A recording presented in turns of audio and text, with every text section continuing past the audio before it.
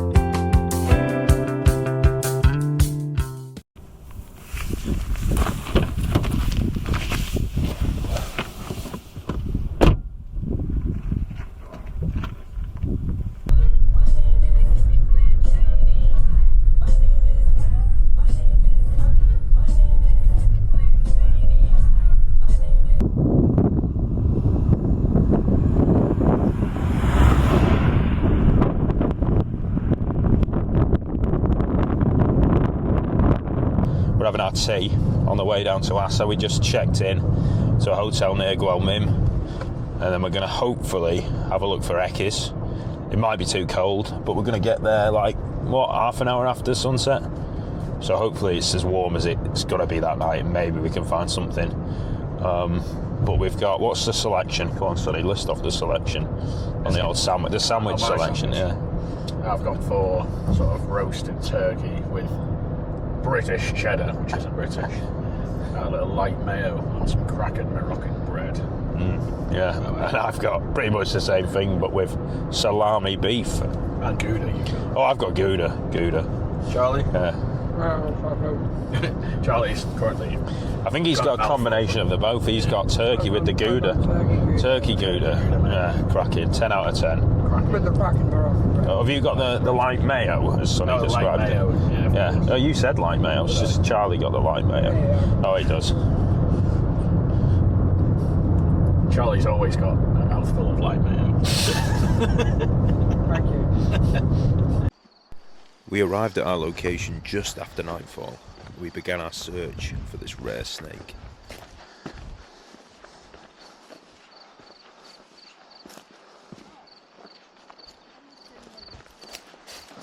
Right, so now this is a bit better habitat for Echis. They prefer this sort of a bit more humid, a bit more vegetated, sort of shrubby habitat. What they're eating on, what they're feeding on, is invertebrates mostly. So they eat a lot of centipedes, spiders, scorpions. So as long as we're seeing inverts like that, we should know that maybe they'll be active. Actually, it's quite warm down here. The wind chill is pretty cold, but obviously in these divots, it's going to hold the heat pretty well. So I'm hoping maybe we'll see one. Now, one of the key things when looking for Echis, they've got these really large eyes because they're nocturnal.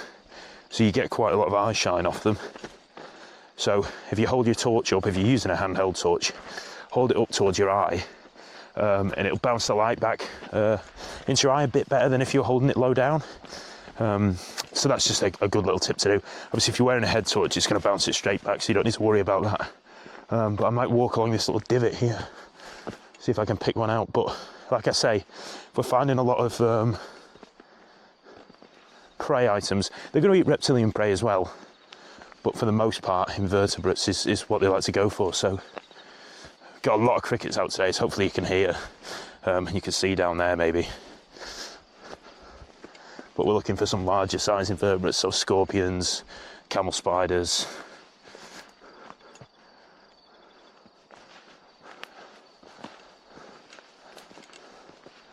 The search continued into the night, and as always with species like this, persistence is key.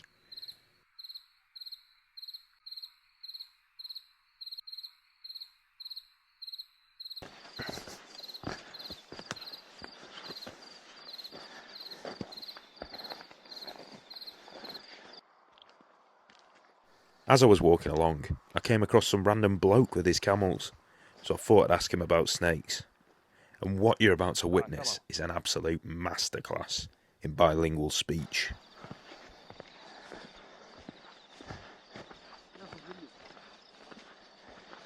Kan hada l'inglese? L'inglese? A tiny. We look for, surpo. Parlez-vous français? A little bit. Surpo? Yunan. Greece. Greece. Yunan. No. We look for, surpo? Surpo? Snake? Right, so just in case any of the viewers aren't following along here, I thought I'd break it down for you. So the tactic I've used here is I've first of all asked him, do you speak English? Indonesia. To which he said, yeah, I speak a little bit of English. So then I've proceeded to go, well, do you speak French? In French. Which he then said, yeah, I speak a little bit of French. Now, the main problem with this is that I don't speak French. So then I've sort of panicked and tried to say the word snake in French and ask him about snakes in French. Meanwhile, I could have just asked him in English. But anyway, in the end, I reverted to the classic British tourist method. Mime it with my hands. Like a yeah, that's what we look for. Luckily, at this point, the Frenchman arrived and was absolutely no use whatsoever. Yes. To a photograph?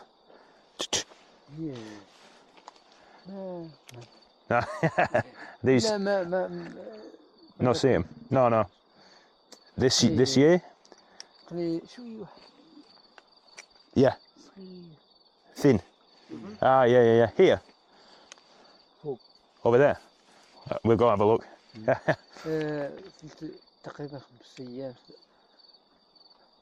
At daytime? You see, that's when you see. 5 o'clock, I think he's saying. 5. Okay. We'll have a look anyway. There's water there. Okay. Oh, yeah. All right. Shukran. Shukran. Oh, camels. What an look. So the habitat here is a little bit shrubbier. So hopefully that might make a difference. Maybe at this time of the year they head into these shrubbier areas. Maybe these get flooded less in the rainy season. So I don't know. Maybe at this time of year it's better in this area. So let's try this sort of slightly different habitat.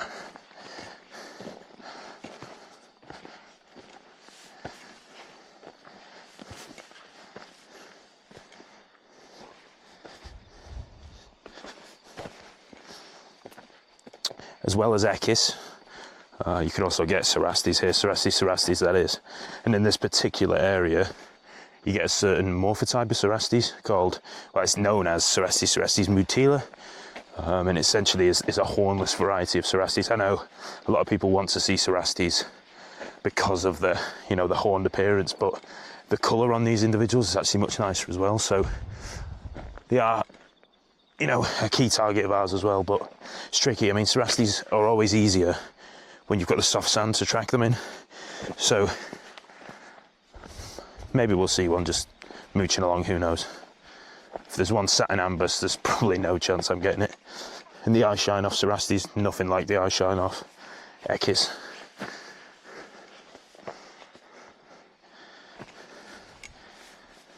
Right, so after a bit of searching, Charlie made a cracking spot, and we've got, if I shine my torch on it, got an Echis. It's a cracking diffuser, this.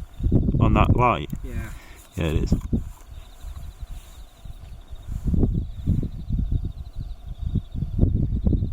They call them the Roman saw scale viper. That's a common name. It's called the saw scale viper because it has special keeled scales on the lateral side of it. Rubs those scales together. I'm not going to piss it off and make it do it, but it makes a loud hissing sound. The reason they don't hiss is because they don't want to waste moisture because it's a dry, arid environment. Cerastes do the same thing, and that's to sort of ward off predators. This one's it's a little bit cold, so it's not doing it too much. But then its second defence is its bite. It's got really potent venom. And Echis kill the most people out of any genus of snakes in the world, out of any snake in the world. Not this particular species, but it'd still do some damage. Well, it'd still kill you. Cracking. Look at that. What a guy. What a night.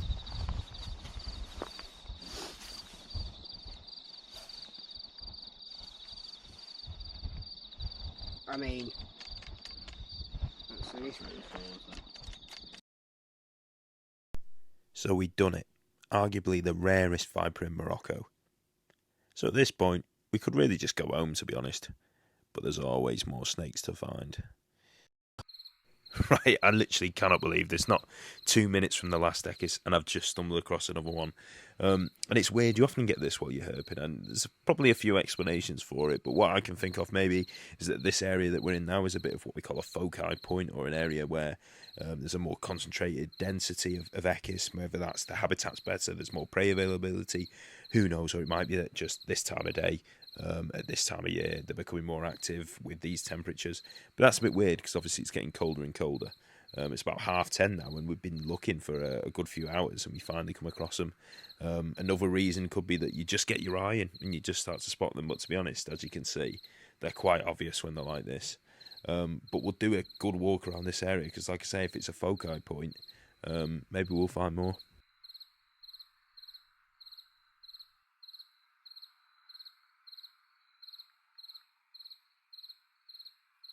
A little bit further along, actually back towards the car now, and we've got a third. This one's a smaller one. I'm going to put my torch on, just take a look at what it looks like when you actually see them. So when they're like that, they stand out quite obviously, to be honest. High CRI flashlight helps. Look at him go. Get a bit of a closer look.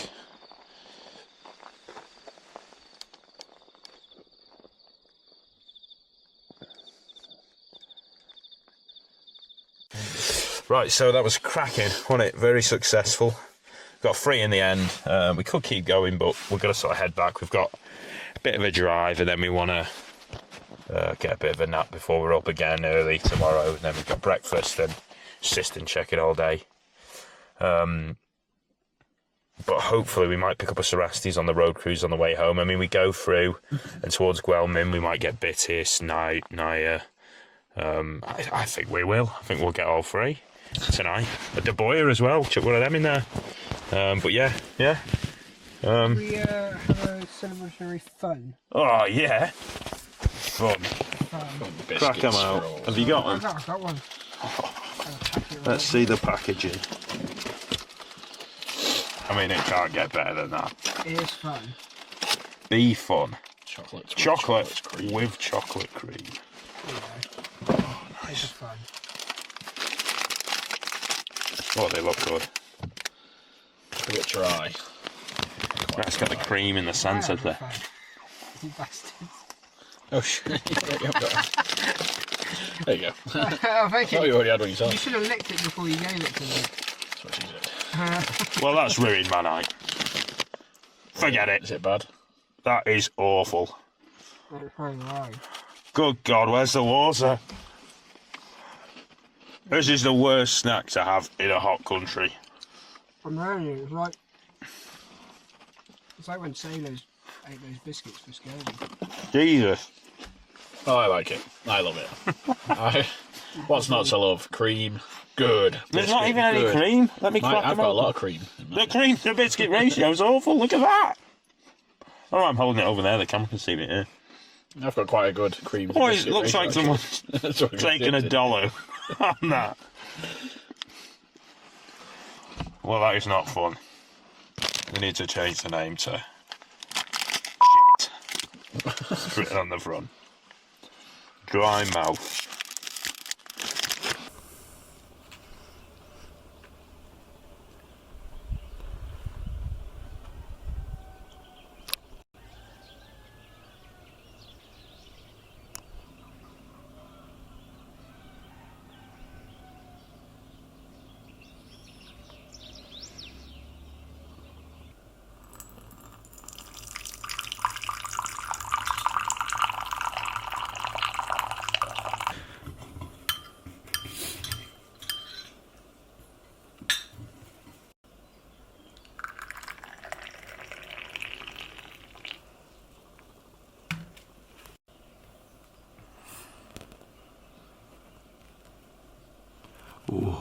Use honey and obviously it keeps forever, so you fucking might as well just have it in the house. It's fucking great.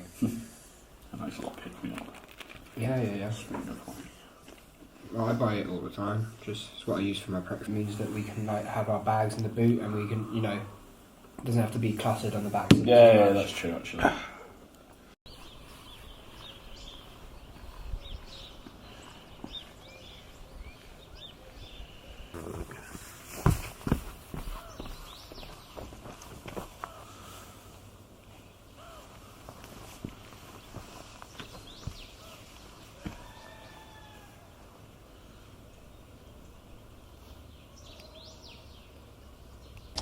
Right, so another day, another cistern check.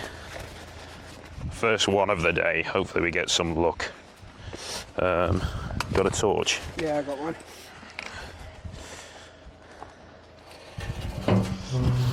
Ah, there you go. Ah, an agama.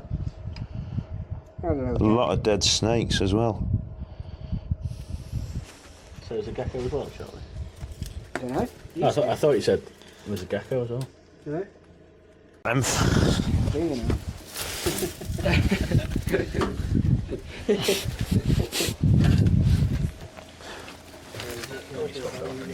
Skink. God, cracking amount of stuff in here. That is, what are you? Is that right? Yeah. Don't know what you are.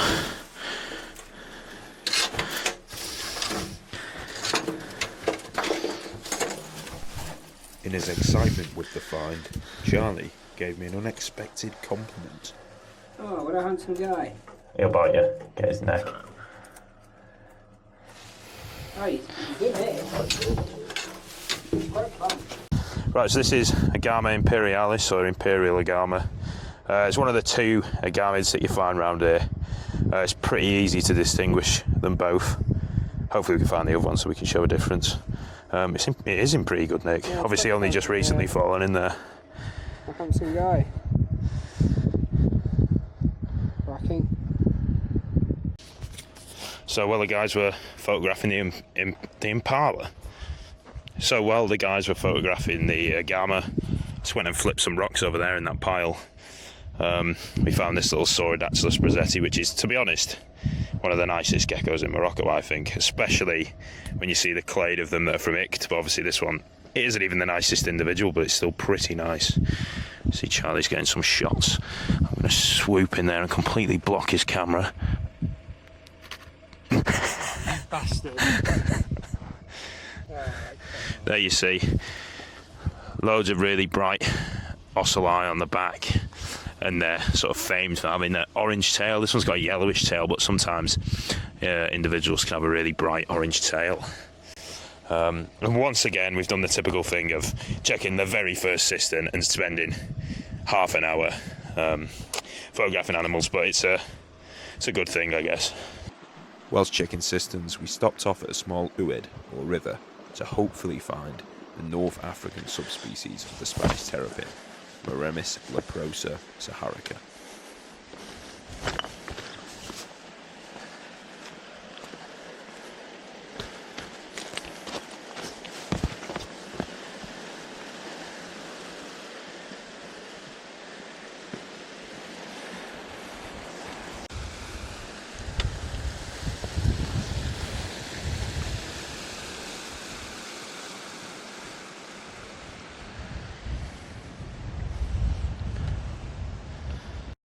So, as you can see, within 5 minutes we'd ticked off Moroccos Saharica and actually saw 4 or 5 different individuals.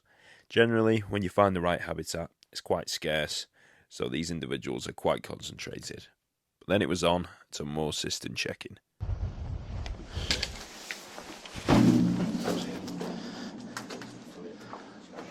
Full of water. Right, I know you've all noticed it. I can't avoid it any longer, but that flying black thing in the air is a cord for the sound cable for my mic. And it is the most annoying thing in the world when I'm trying to edit videos, so please just ignore it. Full of water. Talk a little bit about the cisterns. Essentially, most of the decent ones, in fact all of them, have this pre-pit that acts like a pre-filter. Do you mind? I'm trying to record it.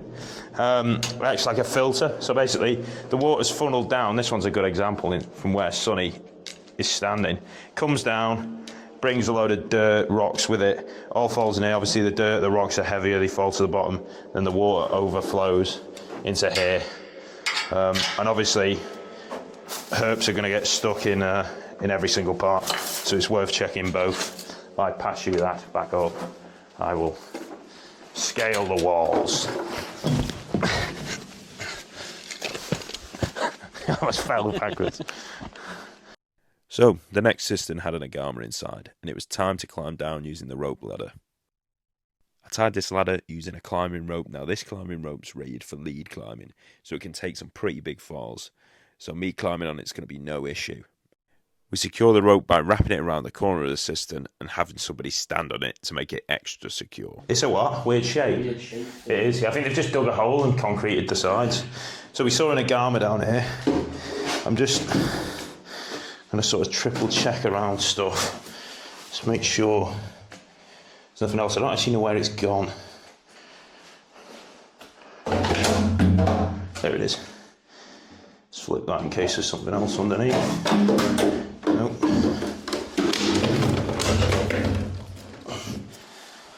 There we go. Hopefully you got that on camera. And I forgot to bring a snake bag with me. Right. Yep. There we go. Bring her up.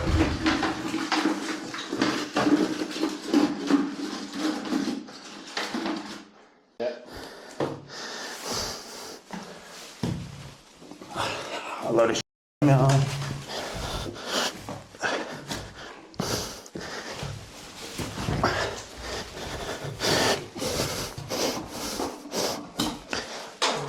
Is it slipping? Oh my god, it ticked. What was that? He just decided to come at the top of the water bottle. Stuck. This hand up.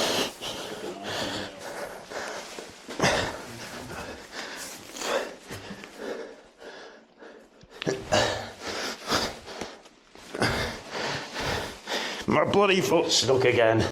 Now, the rope's great and all, but there's one main problem. I've tied the rungs too small, so your feet get stuck in when you're trying to take them out. And then you end up hanging there looking like a right tit like I am now.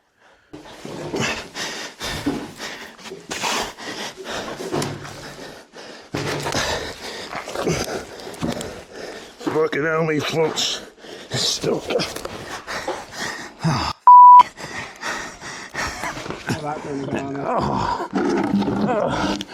Where did it go? Oh, I thought for a second it had fallen back in. That is hard work. He was in a terrible, terrible spot, to be honest. That was a crappy system to get him out of. And this rope is amazing, but if you're not up against a wall, it's really hard. But he's a lovely little guy, and, you know, again, yeah, saving animals a day at a time. Yeah. Woo. Go on. Oh, it just ran straight back in.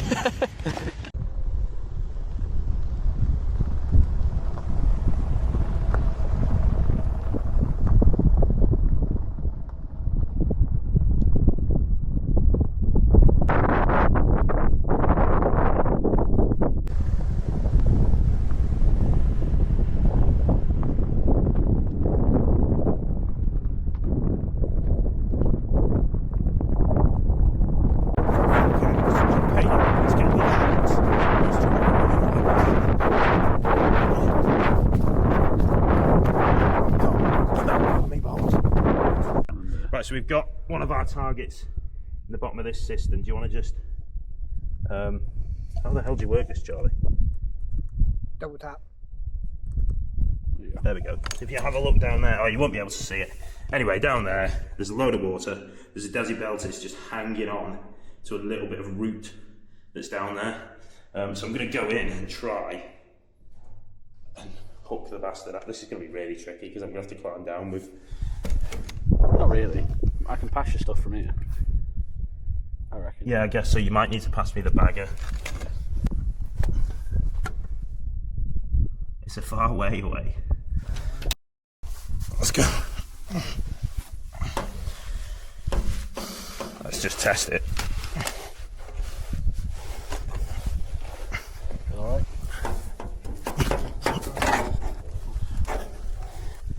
Right. Yeah, I think so. It's not going anywhere, is it?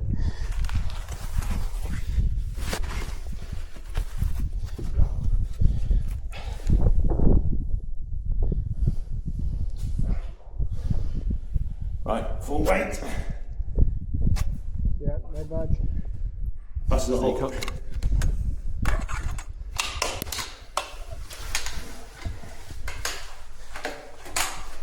This is the problem, you can spin. Like one of those caterpillars, you know? Yeah, It's right.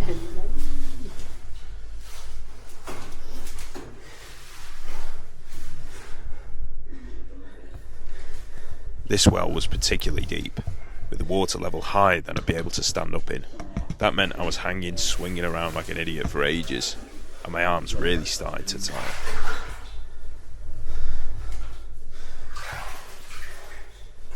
And then, as I turned and looked at the snake, after all this effort, I realised something very disappointing. It's not even a Dasibeltis. Is it not? No. Shit. What is it? Horseshoe whip snake. And I'd like to say, I handled this discovery pretty well.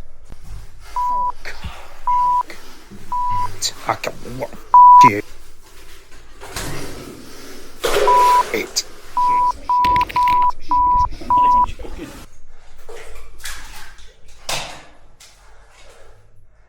That's as if it was that.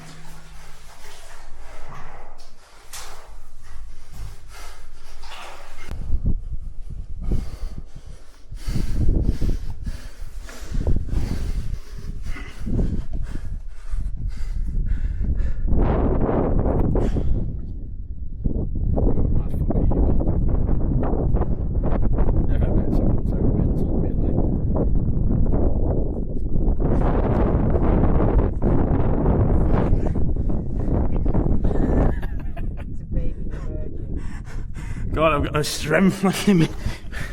What a weak bastard. Yeah, I've done about 15 of these so far. Not only was the snake not our target, but it was also one of the most common species found in Morocco. But of course we rescued it. Oh, why wasn't it a Dasibeltis? Have a look at it. Oh, it's a handsome snake. That was hard work.